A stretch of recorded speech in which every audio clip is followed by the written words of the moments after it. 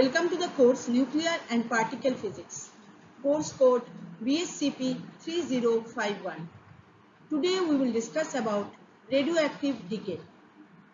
We will cover the following topics: history, modes of radioactive decay, alpha decay, beta decay, gamma decay. As a prerequisite, we should have the knowledge of constituents of nuclei, atomic number, mass number. Also, we should have the knowledge of radioactivity. Objectives. After studying this unit, we should be able to understand modes of radioactive decay, explain alpha decay, beta decay, and gamma decay. Introduction. The phenomenon of spontaneous decay of a nucleus accompanied by the emission of alpha particles, beta particles, or gamma rays is known as radioactivity. In the periodic table, there are nuclei which are unstable. They disintegrate spontaneously by emitting either electromagnetic radiation or some particles, alpha, beta, or gamma. History. Becquerel has discovered uranium. Marie Curie, Pierre Curie has discovered thorium, polonium, radium. Then Giesel has discovered actinium, Rutherford, alpha, beta, gamma decay. The Nobel Prize in Physics in 1903 was divided, one half awarded to Becquerel in recognition of the extraordinary services he has rendered by his discovery of spontaneous radioactivity. The other half jointly to Pierre Curie and Marie Curie in recognition of the extraordinary services they have rendered by their joint research on radiation phenomenon discovered by Professor Henry Becquerel. Now we will discuss radioactive decay modes. The experiment of Rutherford and his co-workers found out three components in penetrating radiations. They are alpha decay, beta decay, and gamma decay. Later on, alpha particles were identified as 4 helium nuclei, beta particles as electrons, and gamma particles as high energy photons. Later studies discovered 3 modes of beta decay. They are electronic emission beta minus, positron emission beta plus, and electron capture. Similarly, gamma decay also has 3 different decay modes: gamma decay, internal conversion, internal pair conversion. The various decay modes are explained in this flow chart. Now we will discuss about alpha decay. In this process, parent nucleus disintegrates to give a daughter nucleus and helium nucleus, that is an alpha particle. So here radium is disintegrated and it is producing alpha particle. Mass number of the daughter nucleus decreases by 4 units and atomic number decreases by 2 units. As alpha particles are charged particles, so they can be deflected by electric and magnetic fields. They ionize the medium through which they pass. Their ionizing power is much higher than beta and gamma rays. Because of high ionizing power, they can be easily absorbed by few centimeters of air or fraction of millimeter thick aluminium. Naturally occurring alpha emitters emit alpha particles with energy in the range of 5 megaelectron-volt to 10 megaelectron-volt. Alpha particles, when fall on certain materials like zinc sulfide, barium platinoxide, etc., emit flashes of light called scintillation. This property of scintillation was initially used to detect alpha particles. Long exposure to alpha emitters produce harmful effects on the human body. Now we will discuss about electron emission or beta minus decay. Parent nucleus disintegrates to give a daughter nucleus a beta particle, that is an electron, and a new particle called antineutrino.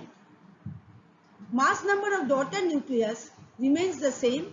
Atomic number increases by 1 unit, and such an example, carbon 14 disintegrates into nitrogen 14, beta minus and antineutrino. Electrons cannot exist inside the nucleus. Therefore, beta minus decay a neutron must be converted into a proton at the time of beta minus emission.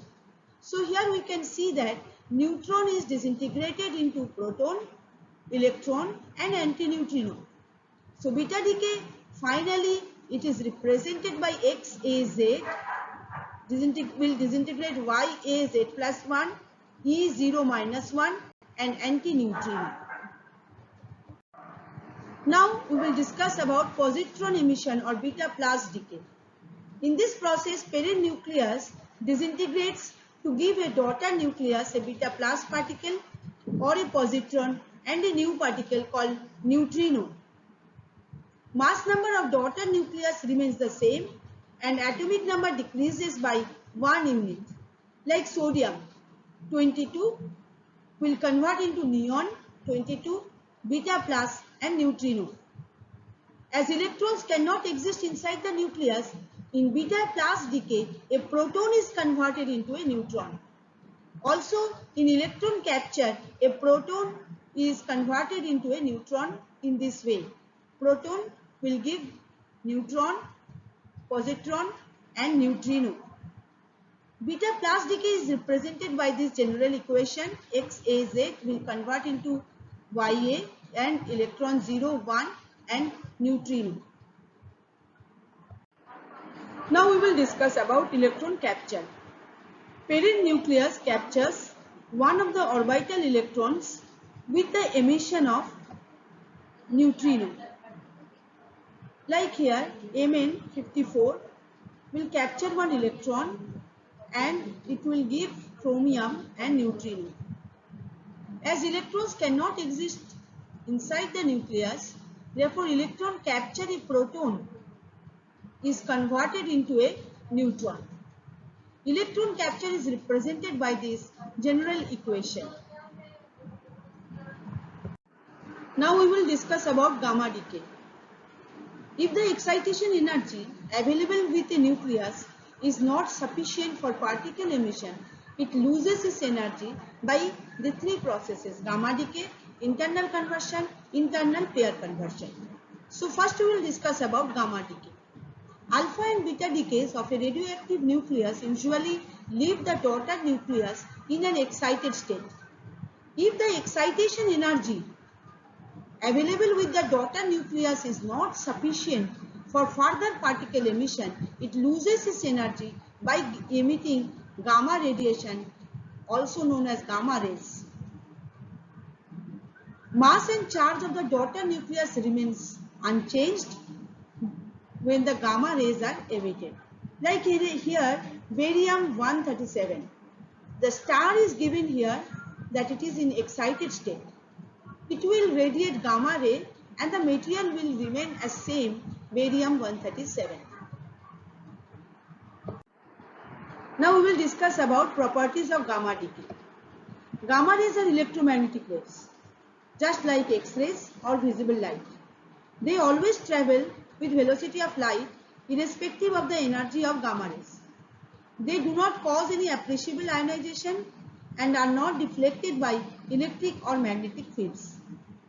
Gamma rays have high penetrating power, much larger than alpha or beta particles. Now we will see the differences between X-ray and gamma ray. X-rays originate from outside the nucleus, whereas gamma rays originate from inside the nucleus. X-rays are emitted when electrons make a transition from higher shell to lower shell, whereas gamma rays are emitted when nucleons inside the nucleus make a transition from higher stage to the lower stage. Generally, energy of X-rays is very low, of the order of kilo electron volt, whereas energy of gamma rays is high, of the order of mega electron volt. Now we will discuss about internal conversion. In internal conversion, an excited nucleus, instead of emitting gamma rays, they directly transfer its energy to the orbital electrons, and the orbital electrons is ejected as conversion electron. Mass and charge of the daughter nucleus remain same as before the emission of orbital electron. This is so because electron is ejected from the electronic orbits. The kinetic energy Eg of the conversion electron is given by Eg is equal to E gamma minus IBE, where E gamma is the energy available with the nucleus and IBE is the binding energy of the electron in a particular shell. Now we will discuss about internal pair conversion.